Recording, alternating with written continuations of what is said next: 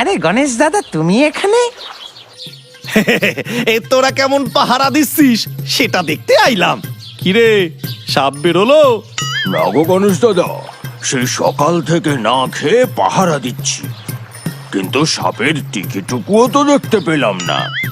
এ বাবা, তোরা তাইলে খাইয়া আয় যা, আমি ততক্ষণ তোদের হইয়া পাহারা দিতাছি। ওরে বাবা রে, আমার পেটের ভেতরটাও মোচড় দিয়ে এলো কেন রে? না, একবার মনে হয় ঘুরে আসতে হইবে। আশা করি ওইটুকু সময় এইখানে আর কোনো দুর্ঘটনা ঘটবে না।